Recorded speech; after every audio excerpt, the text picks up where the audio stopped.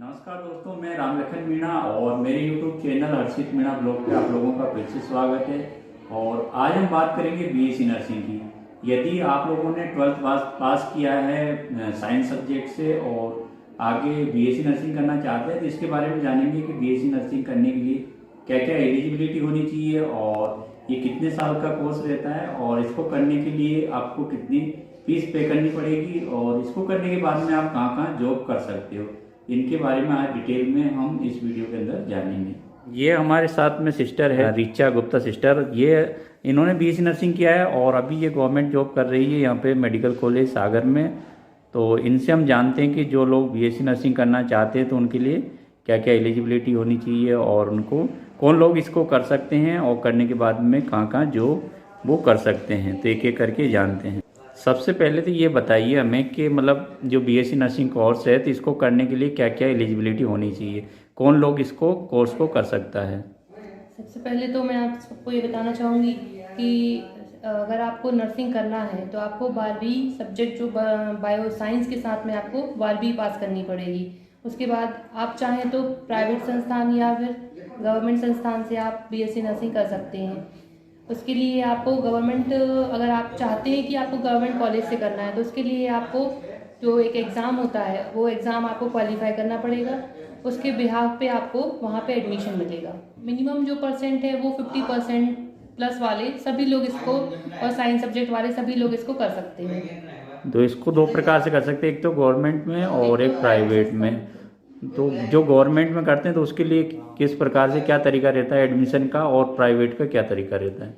Private में भी एक तरह से एग्ज़ाम प्राइवेट में भी होते हैं, लेकिन प्राइवेट में चूँकि फ़ीस बहुत ज़्यादा है तो सभी प्रकार, जैसे अब कुछ आर्थिक रूप से कमज़ोर वर्ग के हैं तो वो ये चीज़ें नहीं कर पाते हैं क्योंकि नर्सिंग की फ़ीस बहुत ज़्यादा है। इसके लिए ज़्यादा बेस्ट ऑप्शन ये है कि आप गवर्नमेंट से कीजिए। गवर्नमेंट के लिए आप एक एग्ज़ाम होता है, एग्ज़ाम की आप प्रिपरेशन 12th बेसिस पे जो प्रिपरेशन होती है सारी प्रिपरेशन आपको करनी है। जो भी चीज़ें आपने 12th में साइंस में फिजिक्स केमिस्ट्री में पढ़ रखी हैं उसी बिहाफ पे आपको एग्ज़ाम क्वालिफाई करके आपको गवर्नमेंट मेडिकल कॉलेज या गवर्नमेंट जो भी नर्सिंग कॉलेजेस हैं उनमें आपको एडमिशन लेना होता है।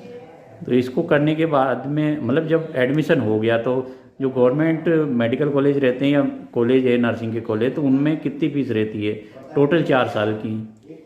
जो गवर्नमेंट मेडिकल कॉलेज में बहुत कम फीस होती है comparison to private colleges. Private college में 1 लाख पर ईयर फीस पहुंच जाती है। अगर एक जनरल स्टूडेंट, जनरल कैटेगरी का कोई स्टूडेंट ये चीज़ करता है, नर्सिंग करता है, तो उसको 1 लाख के समथिंग ये फीस हो जाती है। मतलब 4 साल की फीस 4 लाख की समथिंग हो गई। तो ये सभी ये पॉसिबिलिटी नहीं होती कि सब लोग ये चीज़ें कर पाएँ, इसलिए गवर्नमेंट में बहुत कम फीस में हो जाते हैं। प्लस स्टाइपेंड का भी ऑप्शन होता है गवर्नमेंट में। गवर्नमेंट में 12-15 हज़ार पर ईयर होती है। तो अगर 4 साल का ये कोर्स अगर आप डिग्री ये सब चीज़ें करते हैं तो 15 मतलब 60,000 में आपका हो जाएगा। ये मध्य प्रदेश में अभी ऐसा हो गया है कि ओनली फॉर फीमेल्स के लिए हो गया है ये, कि सिर्फ फीमेल कैंडिडेट या फीमेल स्टूडेंट ही इसको कर पाएंगी। मेल के लिए अभी ये एलिजिबिलिटी नहीं है यहाँ पे। इसमें जो 4 साल की पढ़ाई रहती है तो इसमें मोस्टली कौन कौन से ऐसे जो सब्जेक्ट रहते हैं या किस फील्ड के बारे में बताया जाता है, और दूसरा इसके बीच में पढ़ाई के बीच में जो ट्रेनिंग होती है तो वो कितने दिन की रहती है। इसमें सबसे पहले तो हमारे बेसिक सब्जेक्ट से लेके मेडिकल के बहुत सारे ऐसे सब्जेक्ट होते हैं जो इसमें जिसका नॉलेज हमें कराया जाता है। सबसे फर्स्ट ईयर में होते हैं nursing fundamental, anatomy and physiology, microbiology, biochemistry. फिर धीरे धीरे सेकेंड ईयर में मेडिकल सर्जिकल नर्सिंग, और थर्ड ईयर में आते आते ये कम्युनिटी में आके मेन सब्जेक्ट में से गायनिक जो ओबीजी और मिडवाइफरी जो सब्जेक्ट होता है ये होते हैं। तो इनमें इतना बेसिकली इतना ज़्यादा मतलब सेकेंड ईयर थर्ड ईयर आते आते बच्चों को इतना नॉलेज हो जाता है, और इसी बीच में हम उनकी ट्रेनिंग कराते हैं। ट्रेनिंग कभी 1 मंथ की लगती, जैसे प्राइवेट स्टूडेंट होते हैं उनकी 1 मंथ की लगेगी, कभी 1.5 मंथ की ऐसे हो जाती है। और जो गवर्नमेंट स्टूडेंट हैं वो उनकी ड्यूटी कंटिन्यूसली रहती है। एक शिफ्ट में वो ट्रेनिंग करते हैं, एक शिफ्ट में वो स्टडी करते हैं अपनी। दूसरा बीएससी नर्सिंग जो 4 साल का होता है उसको कंप्लीट करने के बाद में आगे जो जैसे जिन्होंने गवर्नमेंट से किया है तो उनके लिए जॉब का क्या ऑप्शन रहता है, और दूसरा जिन्होंने प्राइवेट से किया है तो उनके लिए जॉब का क्या ऑप्शन रहता है कि उनको जॉब कहाँ पर मिलेगी और किस प्रकार से मिलेगी। ये एक तरह से जैसे प्राइवेट नर्सिंग कॉलेजेस हैं और प्राइवेट मेडिकल, वैसे भी कोई भी स्टूडेंट है चाहे वो नर्सिंग का हो या अदर मतलब मेडिकल फील्ड से बिलोंग करता हो, वो फ्री तो नहीं रहेंगे। उनके लिए बहुत अपॉर्चुनिटी रहती हैं, इवन फॉरेन कंट्री में भी अपॉर्चुनिटी उनके लिए काफ़ी रहती हैं। अगर हम बात इंडिया की जाए तो प्राइवेट कॉलेज वालों के लिए अच्छे अच्छे बड़े जो इंस्टीट्यूशन प्राइवेट हॉस्पिटल्स होते हैं, वो डिपेंड करता है कि आपकी प्रैक्टिस कितनी अच्छी है।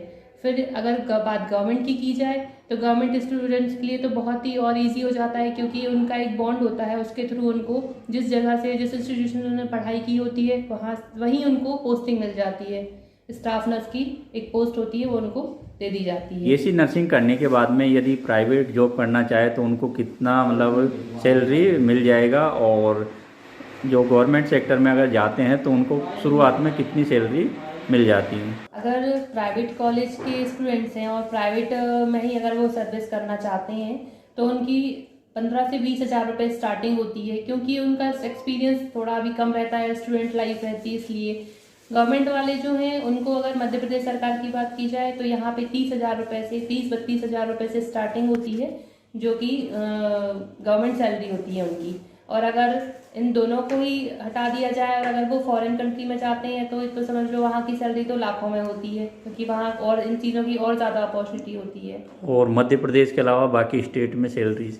बाकी स्टेट में कहीं सेकंड ग्रेड का ऑप्शन है तो वहाँ सैलरी 60-70,000 समथिंग होती है। जिस स्टेट में हाँ जी, जिस स्टेट में अगर आप सेकंड ग्रेड मिल रहा है नर्सेज को, वहाँ पे 60-70,000 स्टार्टिंग होती है। और जिस स्टेट में अगर थर्ड ग्रेड में है नर्सेज सभी, तो उनकी 30-32 हज़ार रुपये से स्टार्टिंग होती है सैलरी की। और इनका ड्यूटी हावर्स क्या रहता है? ड्यूटी मतलब जो टाइम इनका? मॉर्निंग इवनिंग 3 शिफ्ट होती हैं। तो नाइट जो शिफ्ट होती है वो 12 आवर की होती है और मॉर्निंग इवनिंग शिफ्ट 6 आवर की होती है। और ऐसे लास्ट में ये पूछना चाहूँगा कि ऐसे स्टूडेंट है जिन्होंने 12th कर लिया है और बायो उनका सब्जेक्ट है, तो उनके लिए मतलब अच्छा बेस्ट ऑप्शन है ये बीएससी नर्सिंग करना? मतलब वो सोच रहे हैं कि अगर उनको करना है तो उनके लिए क्या मतलब आप बताना चाहोगे, करना चाहिए या फिर उनको कोई दूसरा जो कोर्स है उसमें ट्राई करना चाहिए? बीएससी नर्सिंग बहुत ही बेस्ट ऑप्शन है साइंस स्टूडेंट्स के लिए और स्पेशली फॉर गर्ल्स के लिए, क्योंकि गर्ल्स के लिए ही मोस्टली इसमें अपॉर्चुनिटी भी ज़्यादा है। गर्ल्स के लिए उन जो एलिजिबिलिटी क्राइटेरिया है गवर्नमेंट का, उसमें गर्ल्स स्टूडेंट्स को ही ले रहे हैं अभी तो एडमिशन के लिए। तो और एक सेल्फ डिपेंडेंट की बात की जाए तो उसमें भी बहुत अच्छा ऑप्शन है। 90% जो होती हैं वो गर्ल्स ही होती हैं, नर्सेज जो बनती हैं वो गर्ल्स ही बनती हैं। इसलिए एक बहुत अच्छा माध्यम है लड़कियों को सेल्फ डिपेंड होने के लिए। उनको नर्सिंग करनी चाहिए, 12th उनका बायो से हो जाए, उसके बाद उनको नर्सिंग में एडमिशन लेना चाहिए ताकि वो सेल्फ डिपेंड भी बन सकें और एक गवर्नमेंट फील्ड में भी अगर काम करना चाहती हैं तो एक अच्छी जॉब पा सकें। और जो स्टूडेंट जिनके पास बहुत अच्छा फाइनेंशियली कैपेबल हैं और उनके पास अभी टाइम भी है और उनके परसेंटेज भी बहुत अच्छे रहे हैं, तो उनको सबसे पहले तो नीट की तैयारी करनी चाहिए जिससे कि उनको डॉक्टरी में एडमिशन मिल सके। फिर उसके बाद अगर स्टूडेंट हैं जिनके पास अभी फाइनेंशियली बहुत स्ट्रॉन्ग नहीं है और एक परसेंटेज भी बहुत अच्छे नहीं है और जो ज़्यादा टाइम नहीं दे सकते हैं पढ़ाई के लिए, उनके लिए ऑप्शंस हैं कि वो नर्सेज के अलावा भी वो पैरामेडिकल कोर्सेज ज्वाइन कर लें, जो कि 1.5 से 2 साल की अवधि उनकी होती है। और वो जैसे ओटी टेक्नीशियन है, डायलिसिस टेक्नीशियन है, आई टेक्नीशियंस जो होते हैं, इनके लिए ये एक बहुत अच्छा ऑप्शन है स्टूडेंट के लिए कि वो कम समय में भी अपने आप को एजुकेशन लेवल पे और फाइनेंशियल लेवल पे भी स्ट्रॉन्ग बना सकते हैं।